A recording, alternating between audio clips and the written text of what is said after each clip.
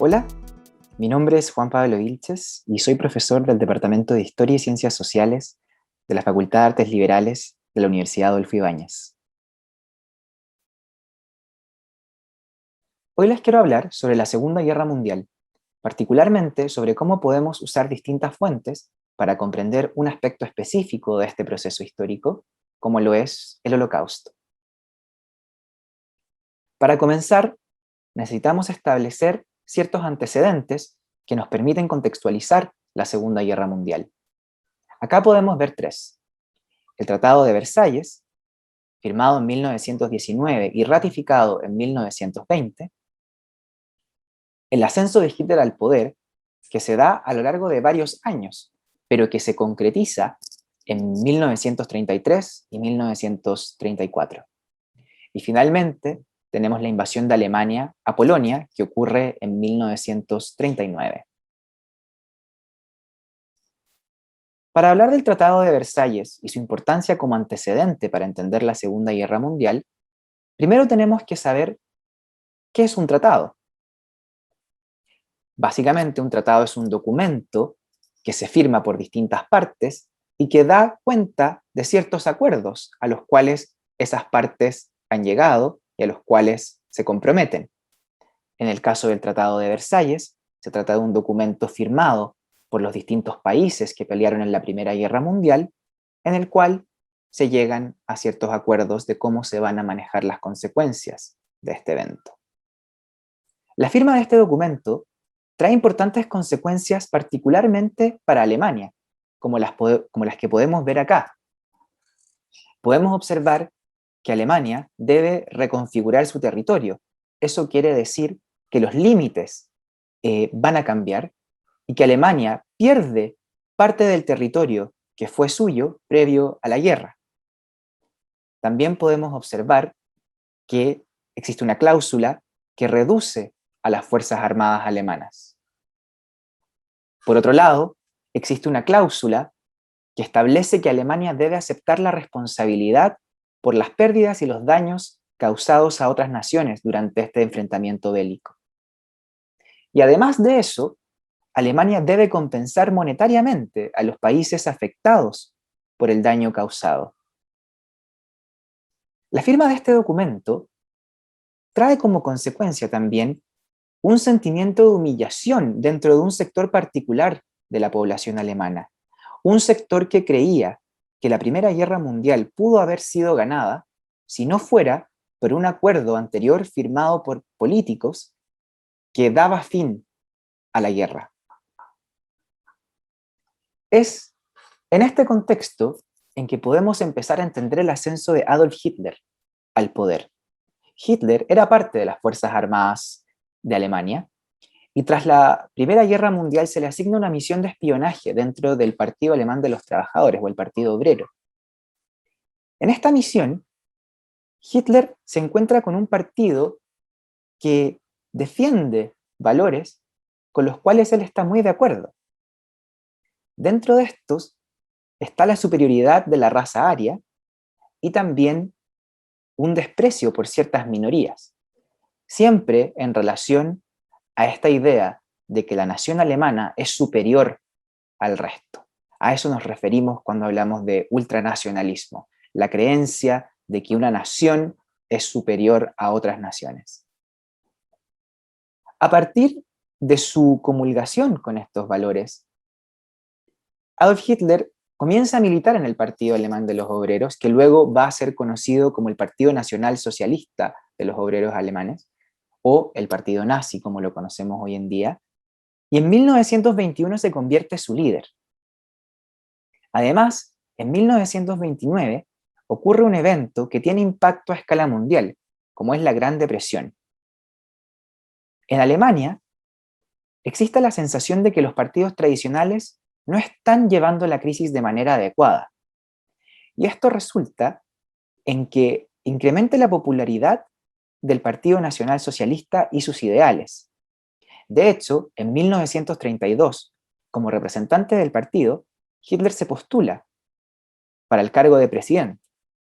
Sin embargo, no gana las elecciones, pero sí consigue 1/3 de los votos.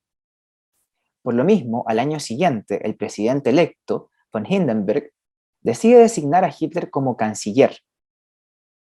Y es durante ese periodo, en 1933, que se da un atentado contra el Parlamento alemán. En estas circunstancias, Hitler le pide al gobierno que le entregue más facultades para poder manejar la crisis, a lo cual el gobierno accede.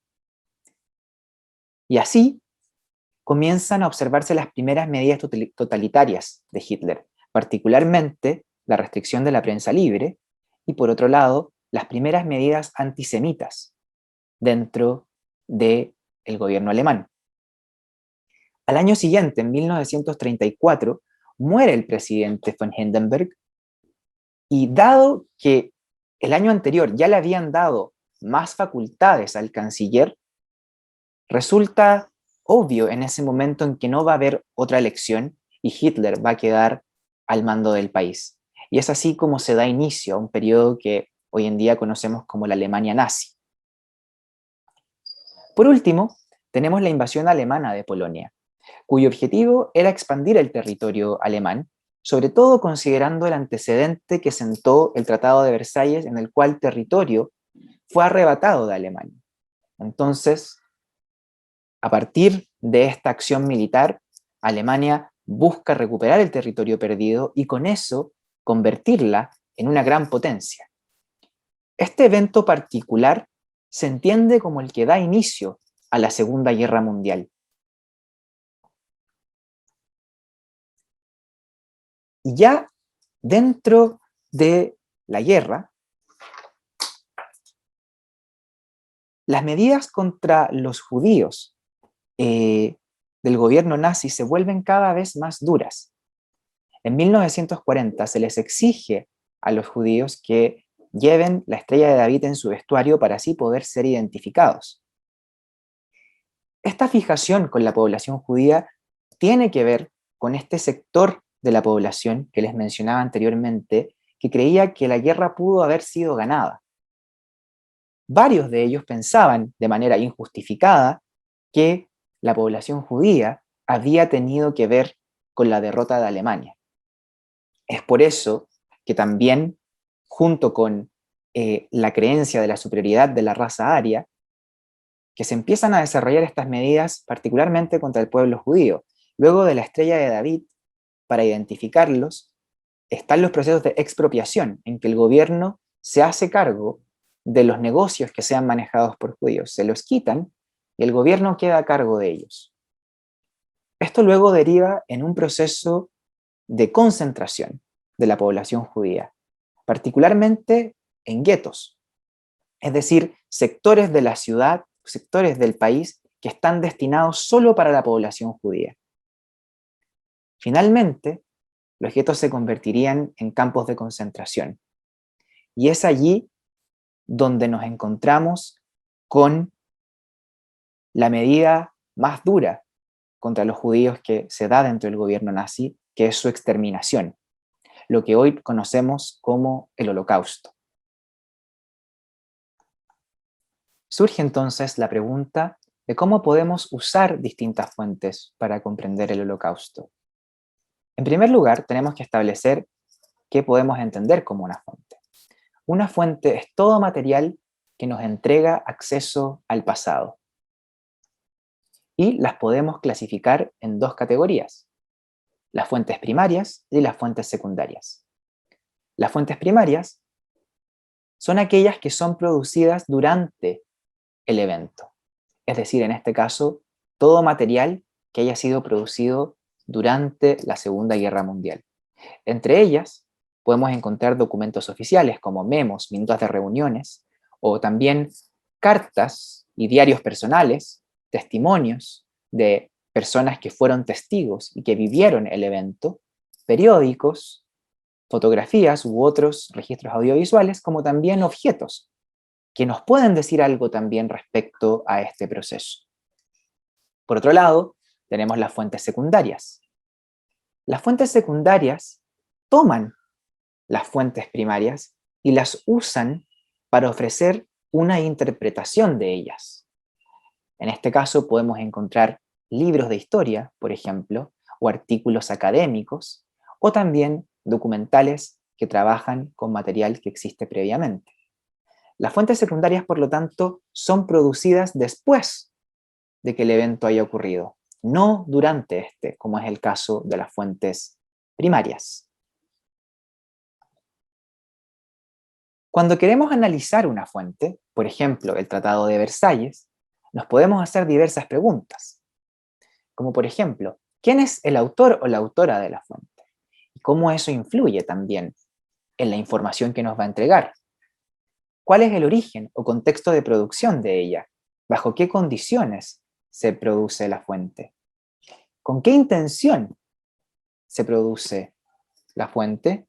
¿Y cómo es que se validan los datos que podemos encontrar en ellas? Para esta cápsula, yo les quiero presentar dos fuentes para que las analicemos a través de estas preguntas.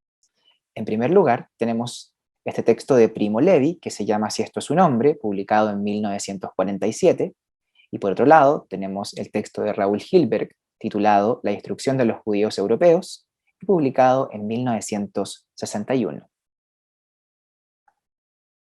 Entonces, en primer lugar, nos podemos preguntar quién es el autor de la fuente. En el caso de Primo Levi, se trata de un químico y escritor italiano, nacido en Turín en 1919, judío, que fue prisionero de Auschwitz entre 1944 y 1945. Primo Levi estuvo en un campo de concentración por 11 meses, hasta que los campos fueron liberados por las fuerzas aliadas. Por lo tanto, Primo Levi es un sobreviviente del Holocausto. Por otro lado, tenemos a Raúl Hilberg, cientista político e historiador austriaco que nace en Viena en 1926. Él también es judío, pero a diferencia de Primo Levi, escapó de Austria con su familia al inicio de la guerra, en 1939, cuando él tenía 13 años, por lo que toda su adolescencia y adultez la vivió en Estados Unidos, y fue allí donde estudió historia y ciencia política. A partir de esta definición, ya podemos empezar a clasificar las dos fuentes con las que vamos a trabajar. Primo Levi, por un lado, es un testigo del evento mismo. Por lo tanto, su texto puede ser considerado como una fuente primaria, mientras que Raúl Hilberg lo mira desde una distancia. Por lo tanto, su texto lo podríamos entender como una fuente secundaria. Vamos a tomar en consideración otros aspectos para ver si nuestra presunción está correcta. Luego, nos podemos hacer la pregunta de cuál es el origen o contexto de producción de cada fuente. En el caso de Si esto es un hombre, el texto de Primo Levi, él lo escribió luego de ser liberado de Auschwitz. Mientras que Raúl Hilberg escribió su texto como parte de su tesis doctoral. Con esta distinción ya podemos ver que se tratan de contextos muy distintos. Por un lado, en el caso de Hilberg, el contexto de producción es mucho más formal. Se da dentro de una institución educacional como lo es la universidad y dentro de un programa de doctorado. Es decir, el trabajo de Hilberg va a ser evaluado por profesores y superiores a él. Mientras que en el caso del texto de Primo Levi no existe este mismo contexto formal, sino que la fuente se origina dentro de un contexto mucho más informal. Nos queda entonces responder las preguntas con respecto a la intención y la validación de los datos de ambas fuentes. Y para eso, los quiero invitar a revisar fragmentos de ambos textos. En primer lugar, tenemos un fragmento del texto de Primo Levi en el que nos dice: nos soltaron de repente, abrieron el portón con estrépito, la oscuridad resonó con órdenes extranjeras, con esos bárbaros ladridos de los alemanes cuando mandan. Todo estaba silencioso, como en un acuario, y como en algunas escenas de los sueños. Esperábamos algo más apocalíptico, y aparecían unos simples guardias. Era desconcertante y desarmante. En menos de 10 minutos, Todos los que éramos hombres útiles estuvimos reunidos en un grupo.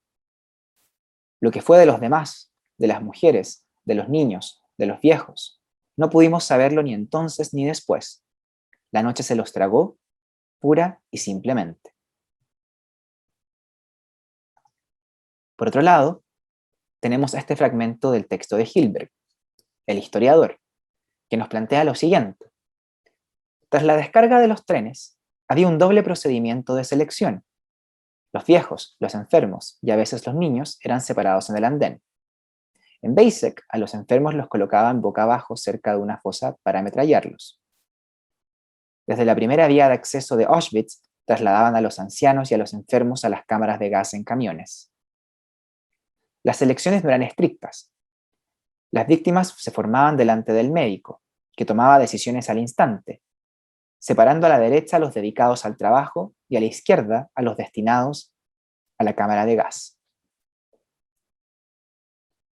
Si se fijan, este fragmento del texto de Raúl Hilberg tiene unos números entre paréntesis. Estos números nos indican de que hay notas al pie en el texto, información extra que no está en el cuerpo principal, es decir, en este mismo párrafo, pero que aparece al final de la página. Y acá podemos ver que estos números nos llevan a distintos documentos. Tenemos, por ejemplo, una declaración jurada que se da el 14 de abril en 1947, probablemente dentro de un proceso legal. Luego, en la siguiente nota, tenemos un testimonio de un superviviente judío que forma parte del relato. Además, tenemos un informe de una comisión de investigación para los crímenes alemanes en Polonia. Y finalmente, en esa misma nota al pie, Hilberg nos dice, véase también las fotografías del procedimiento de llegada. A partir de esta información, podemos empezar a dilucidar con qué intención se plantean ambas fuentes. Por un lado, Primo Levi escribe en primera persona. Él recuenta su propia experiencia, mientras que Raúl Hilberg pareciera buscar reconstruir el evento desde una distancia mucho más objetiva, es decir, donde la primera persona no está involucrada. Por otro lado, Primo Levi se enfoca solo en aquello de lo que él sabe.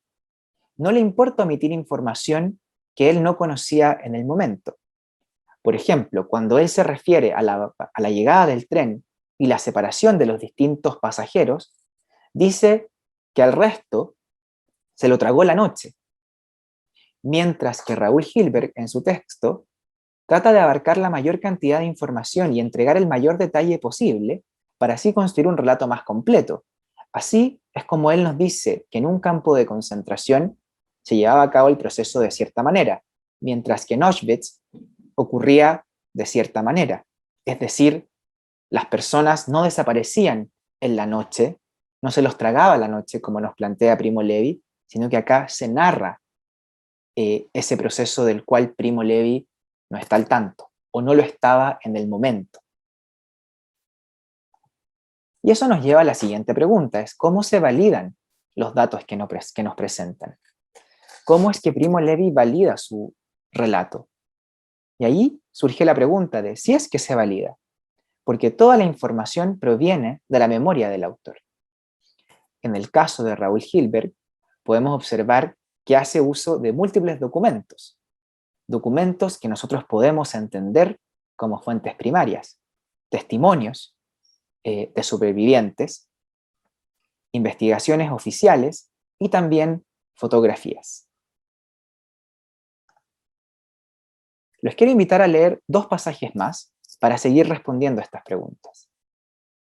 En este pasaje, Primo Levi nos dice, estamos en Monowitz, cerca de Auschwitz. Al sonar la campana, se ha oído despertar al oscuro campo. Inesperadamente, el agua ha empezado a caer, hirviendo de las duchas. 5 minutos de beatitud. Al terminar, nos quedamos cada uno en nuestro rincón y no nos atrevemos a levantar la mirada hacia los demás. Entonces, por primera vez, nos damos cuenta de que nuestra lengua no tiene palabras para expresar esta ofensa, la destrucción de un hombre. En un instante, con intuición casi profética, se nos ha revelado la realidad. Hemos llegado al fondo. Sabemos que es difícil que alguien pueda entenderlo, y está bien que sea así. Este fragmento lo podemos comparar con este de Hilberg, donde dice: a primera vista, la destrucción de los judíos quizás tenga la apariencia de un acontecimiento indivisible, monolítico e impenetrable. Observada más de cerca, se revela como un proceso de pasos secuenciales dados por iniciativa de los incontrolables responsables de la toma de decisiones en una máquina burocrática extensa.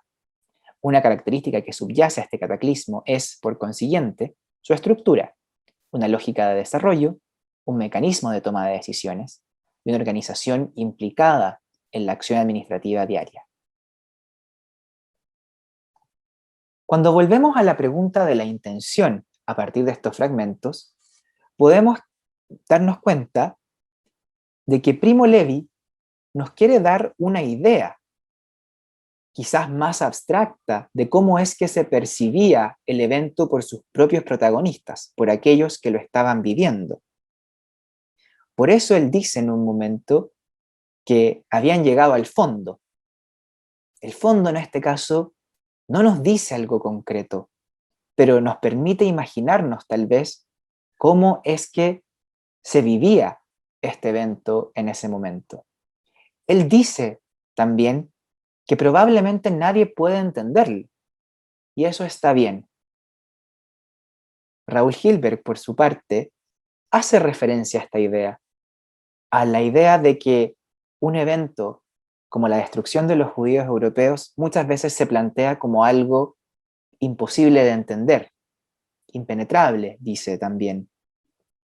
Sin embargo, él rebate esa posición y busca dar información concreta y comprobable a través de las distintas fuentes primarias de las que hace uso. Para cerrar, les quiero dejar un par de preguntas para que ustedes puedan reflexionar. En primer lugar, ¿qué elementos nos entrega cada fuente para analizar el Holocausto como un fenómeno que se da dentro del marco de la Segunda Guerra Mundial? En segundo lugar, ¿qué fuente logra un relato más acabado y por qué? Y finalmente, ¿qué fuente les parece más confiable?